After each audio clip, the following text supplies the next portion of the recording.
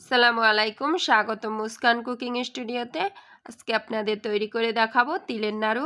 খেতে অসাধারণ, অল্প কিছু উপকরণে এটা তৈরি করবে এবং খুব সহজেই তৈরি করা যাবে। তো চলুন আমরা তিলের নাড়ু তৈরি করি। নাড়ু তৈরির জন্য প্রথমে এখানে চাল নিব। আমরা নর্মালি যে চাল দিয়ে ভাত খাই সে ধরনের চাল।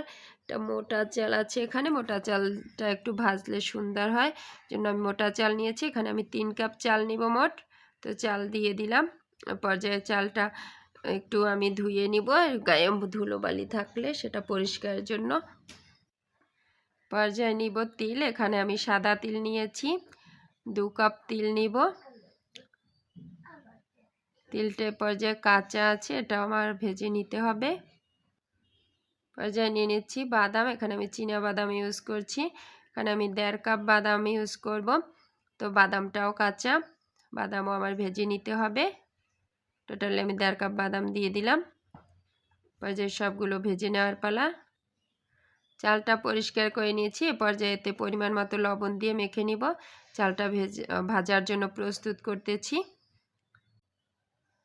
একটা পাত্র নিয়েছি এবং পাত্রটা গরম হওয়ার পর এতে বেশ কিছু চাল দিয়ে দিব।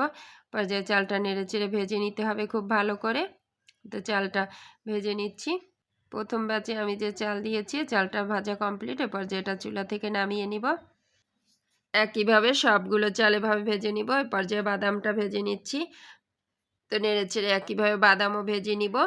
বাদাম ভাজা কমপ্লিট। এ পর্যায়ে বাদাম থেকে উপরে খোসাটা ছাড়িয়ে নিতে হবে। পর্যায়ে তিল ভেজে নিব। তো পুরো তিলটাই দিয়ে দিলাম।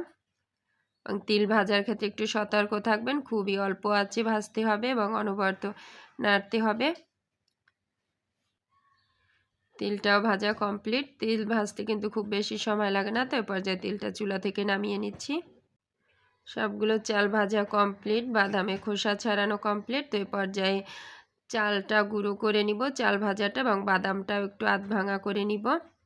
তো চাল গুঁড়ো করে নিয়েছি, ভাজা চালটা। তো দেখতে পাচ্ছেন এটা কিন্তু একেবারে মিহি করা যাবে না, একটু আধ ভাঙা থাকবে, কিছুটা ভাঙা হবে আবার থাকবে আস্ত। বাদামটাও আমি একইভাবে গুঁড়ো করে নিয়েছি। এখানে একটা পাত্রে খানিকটা গরম পানি নিয়েছি, এখানে দিয়ে দেবো খেজুরের গুড়। গুড়গুলো আমি একটু গুঁড়ো করে নিয়েছি। এখানে 2 কাপ গুড় দিয়ে দিয়েছি অলরেডি। এখানে আমি টোটালি 4 কাপ গুড় দিব। এখানে 4 কাপ গুড় দেওয়া কমপ্লিট। তো গুড়টা দেওয়া হয়ে গেলে এটা খানিকক্ষণ ভিজিয়ে রাখবো পুরোপুরি লিকুইড করার জন্য, এবং পুরোপুরি লিকুইড হয়ে গেলে এটা আমি ছাঁকনির সাহায্যে ছেঁকে নিব। গুড়টা পুরোপুরি লিকুইড হয়ে গেছে। এ পর্যায়ে এটা ছাঁকনির সাহায্যে ছেঁকে নিতে হবে। পর্যায়ে অ্যাড করব নারকেল কোড়া। এখানে আমি টোটাল 3 কাপ নারকেল কোড়া অ্যাড করব। নেড়েচেড়ে সব কিছু মিশিয়ে নিব এবং মিশিয়ে নিয়ে এটা জাল করে নিতে হবে। যখন এটা একটু আঠালো ভাব আসবে তখন পর্যন্ত এটা জাল করে নিব।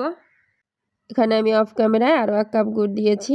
তো এই পর্যায়ে দিয়ে দিব আধ ভাঙে করে রাখা চাল ভাজা। তো চালটা দিয়ে দিলাম, চাল ভাজা। এ পর্যায়ে একটু নেড়েচেড়ে মিশিয়ে নিব। এ পর্যায়ে দিয়ে দিব বাদাম।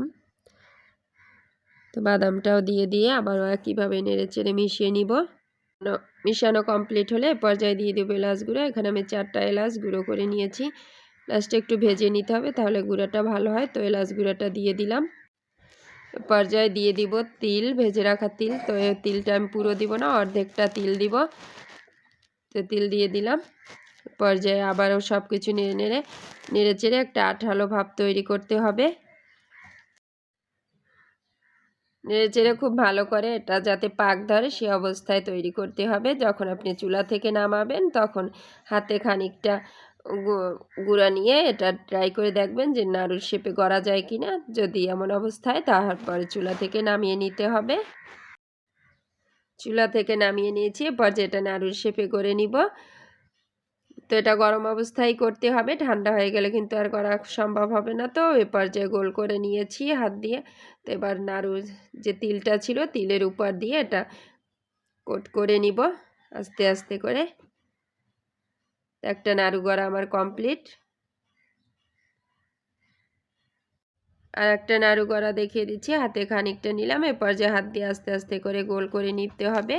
তো গোল করে নেওয়া হয়ে গেলে এ পর্যায়ে এটা আবারও একইভাবে তিলের উপর দিয়ে কোট করে নিব ভাজা তিলের উপর। তো দিয়ে দিলাম। এবার ঘুরিয়ে ঘুরিয়ে এটা কোট করে নিতে হবে। একইভাবে আমি সবগুলো নাড়ু তৈরি করে নিব আস্তে আস্তে।